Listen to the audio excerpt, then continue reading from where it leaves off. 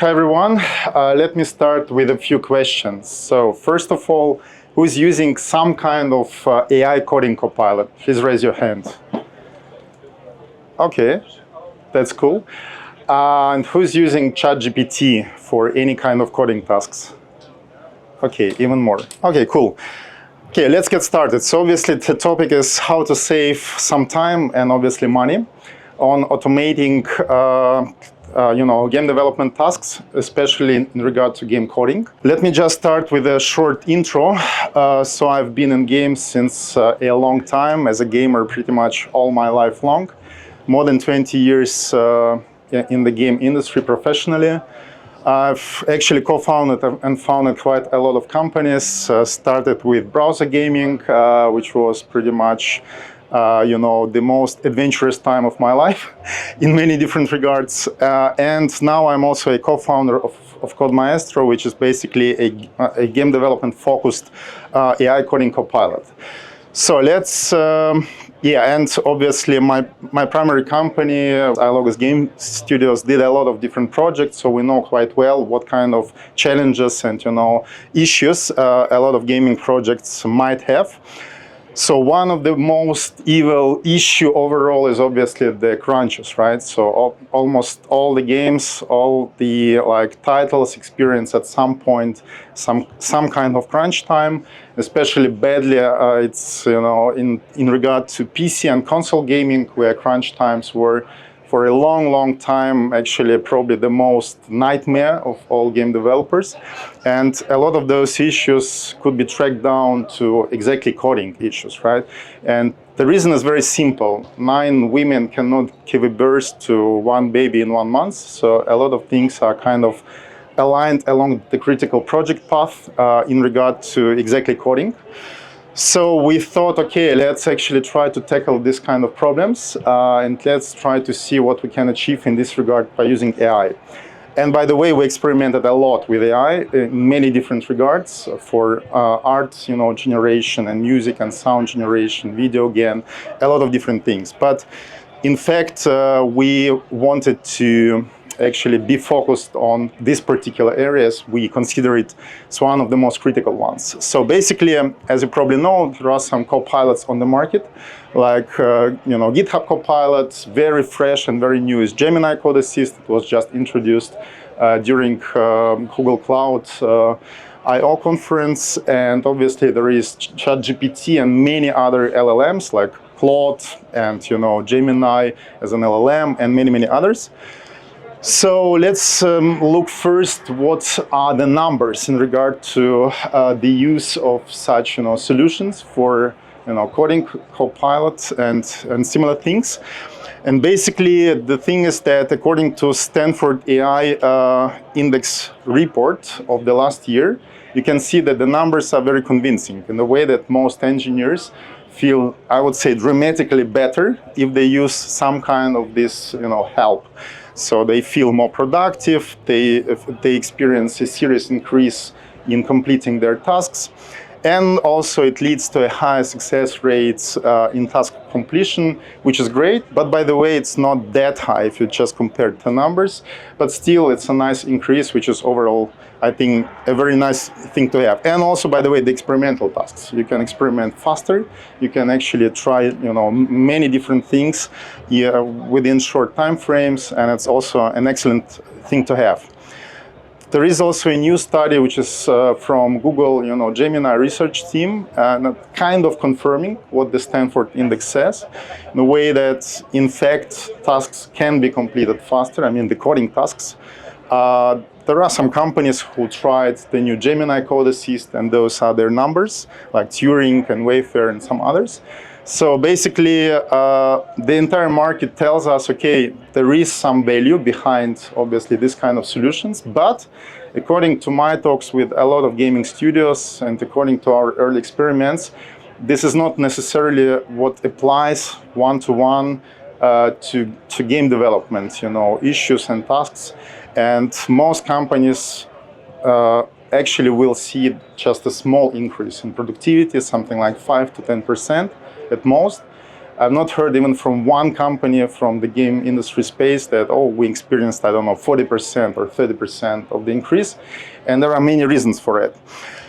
But let's just maybe have a short overview of what is like the core functionality of the existing solutions. So if you take GitHub Copilot, obviously it's actually started as a smart autocomplete, which actually allows you to have like more code snippets generated much faster.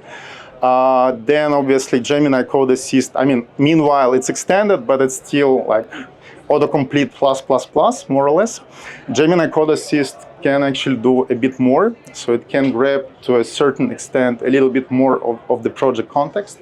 And especially nice, it fits actually together with any kind of, let's say, e-commerce or, marketplace things. So when you have like, I don't know, JavaScript code and PHP code and some HTML code. So it shows quite nice results, like the results from Wayfair. That's exactly one of such platforms, so it's quite convincing. And obviously ChatGPT and other LLMs, they can be very helpful for rapid prototyping. I mean, probably a lot of you have seen some really nice YouTube videos how a guy could just create a simple, I don't know, snack game or Tetris game just based on a single screenshot. And it's really amazing. I think that it's definitely ultimately really cool to have, and a lot of guys who never really never developed a game can now actually create very easily his or her own game just by using ChatGPT for this particular thing. And obviously it's not bad for research and learning. So you can actually ask ChatGPT, okay, how would you, I don't know, program a typical A-star pathfinding algorithm in some language? And the result can be okay, not necessarily every time, but you can learn actually some things here and there, and it's also not bad at all. And also it can provide some help for debugging. So if you have some kind of weird error message and error log, which goes also maybe quite heavily into the lengths, then you can just copy paste this entire log, and sometimes it can dramatically improve your, let's say, bug fixing time, because the reason for this problem can be analyzed much faster than in some situations a human would be able to do. But there are still some problems with the existing solutions. It's still it's lacking mostly the project context. I mean, it can pull some of the code, and it can use some of the context indeed. So these days, fortunately, it's possible. It was not possible in the early stages of CoPilots, but now it's possible. But it also has very limited understanding of interdependencies, like what kind of, plugins and SDKs and, external models are used and in which way. And it's not specialized for game development at all. I mean, there are no really cool to use, Unity plugins for GitHub Copilot or really cool Unreal Engine, Gemini Code Assist plugins and so on. So, yeah, I've just put some of the examples. There can be many of them. What kind of things, are like typical questions of a game developer. I'm not necessarily pointing towards very senior game developers, but let's say mid-level, game developer who has not done yet all of the things which you can see here, and many others. Like, I don't know, how would multiplayer networking work, synchronous or asynchronous? How would, physics calculation work, and so on. And basically, a lot of time is generally spent on coding, obviously, on testing, on bug fixing, on optimization, platform-specific parts, and porting. And all these parts need to be in sync, and they need to make sense, so let's say, for all the platforms. So that's why we decided to create our own solution, which is named Code Maestro. We thought it's a nice name, and it fits nicely with the idea that it should be really like a kind of composer and orchestrator, of these like very complex inner workings of a game, which can sometimes go into hundreds of megabytes of source codes, and so that's truly a huge orchestra, if you like.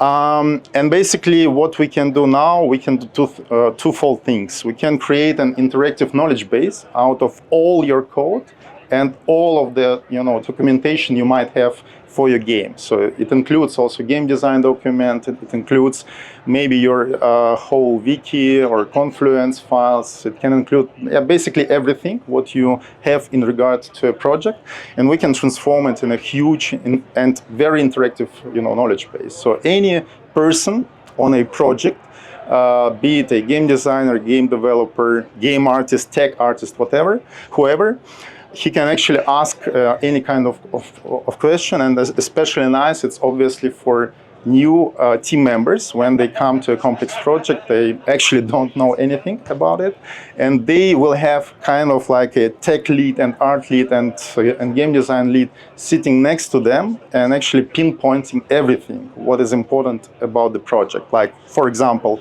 let's say I have any kind of battling game, I don't know, battler game, and basically I want to know how exactly the battle would work in this game. So then it's just, okay, how is it implemented, how is it realized inside the project?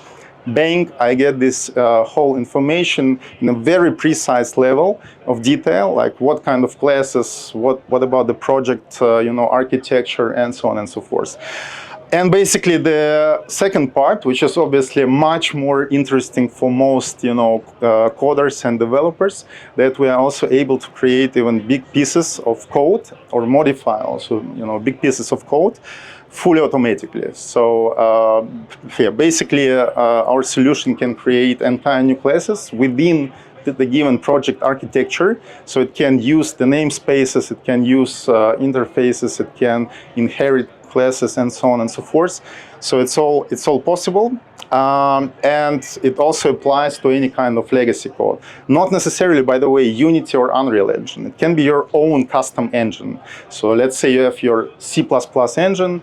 We are even able to dig into it, like completely chew it, so to say, get all the valuable information out of it, and apply it then afterwards on your project, which is built upon this engine, not necessarily again Unity or Unreal.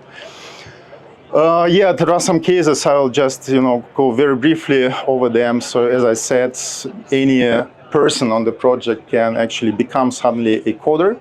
So let's say a game designer could even experiment with the code to maybe test a new feature, and Code Maestro would help. Then, let's say there is a tight deadline, which is usually the case for an engineer, and obviously we would be able to help with the speed of the work in this case. And a more specific example of a shader creation.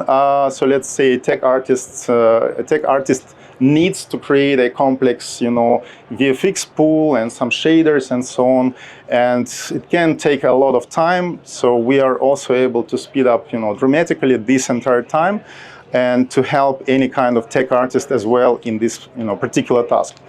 So here I've just outlined some of the criterias, what different copilots and LLMs are able to do or not able to do, and how we fit into this whole, let's say, structure.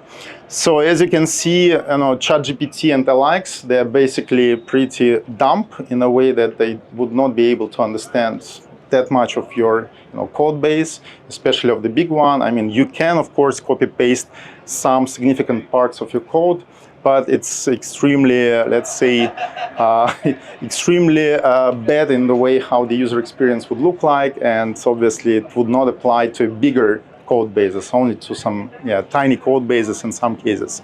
So for us, the most important things are the ones which I highlighted with the bold font, and it's basically generation and modification of large parts of the code. Then also very important, we can host the entire knowledge base on your end, so completely on premises. There are no leaks whatsoever. So we would actually communicate like cloud to cloud, and the entire, let's say, hidden knowledge, secretive knowledge which you have out of your source code would actually stay with you. We would have zero access to it. And basically, the integration with a project's environment is an important thing, like all the plugins, different engines, settings of different projects. We are able to chew it in a better way and to understand it in a better way. As we also have the plugins, which are still in development. So the Unity plugin is actually done for the first iteration of it. The Unreal Engine plugin is still something we are working on. But both plugins will get much more attention in the future because we think it's a very important part of our solution. And finally, the focus on game development. Neither of all of these solutions besides of Code Maestro is really focused on game development. And it also includes the fine-tuning of the underlying model. Because we have actually our own model, which is built in a complex way out of several open source models, and basically we are even fine-tuning it further with examples from Unity and Unreal Engine tech. Yeah, and obviously the results are that the total cost of ownership goes down, which makes, I think, total sense. If you produce faster, then you produce automatically cheaper with the same persons on the team. Faster time to market, which is, I think, critical for pretty much every gaming project, but especially for games as a service, because these days the live ops release cycles tend to be very short, like every 5 day, every 7 day, and so on. Massive productivity boost for developers. We aim at some point up to 10x on productivity. It's not yet reached. So right now we see somewhere between 30 to 100%, depending on the task, depending on what exactly is the task and the challenge. But at some point we hope to reach 10x. And basically, high level of development, automation, applicability to any project, again, very important even to a legacy project where you maybe don't have any developers left in your team, which is a very bad scenario. If you have like zero knowledge, in the company anymore because everybody has left. And you need, for example, port a game which is, 20 years old to a new platform. This can be quite a challenge for many cases. And that's it. So we have the first preliminary landing page because we're still in the closed beta, I have to say. So we are working now with a range of projects and with a range of studios on the early adoption.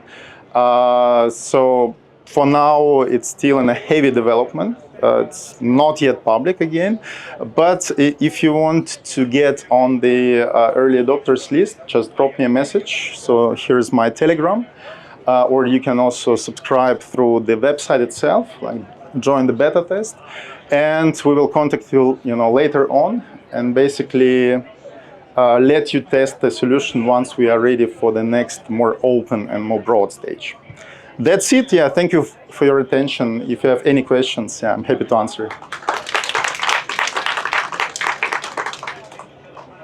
The question, it is the tool to boost the current project. Can it can help to build a project from the scratch? Yeah, of course. We started actually more from the thinking of games as a service, so more from the live ops paradigm, and those were the first cases we tested our tool on. But it can definitely be used also on something you're creating from scratch because, for example, you can create the knowledge base from the first documentation, like the game design Bible, maybe technical Bible, some other things like some drawings and so on. And we can actually digest it, and you can also start coding from scratch. But the case we have tested more extensively is, of course, when you have something and you need to just be much faster with this existing code base. You mentioned that your Code Maestro is more about the game development. Yes. How it goes with the just applications?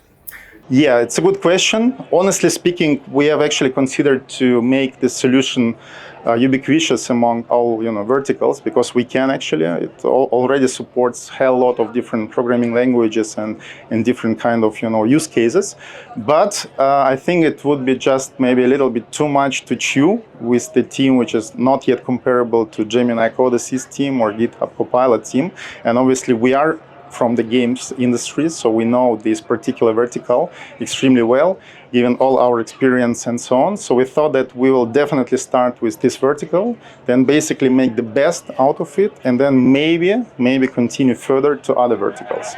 Is it suitable for SDK integrations? Like every app has integrate ads, integrate purchases, integrate a lot of stuff that is usually the nightmare of a game developer because you face issues with versioning.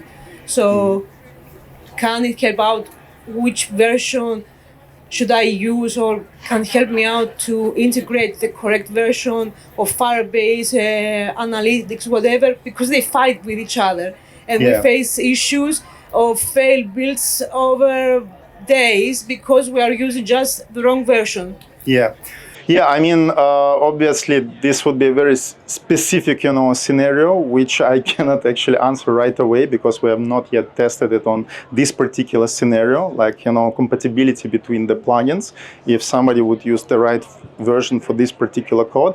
But it's a very good, thing to consider as well as we will progress along this path, because you're absolutely right. This, compatibility can be a nightmare in some, situations. So thanks for your hint for one of the future tests we will definitely conduct with our solution. Thank you. This is it. Thank you so much. Thank you. All right. Thank you.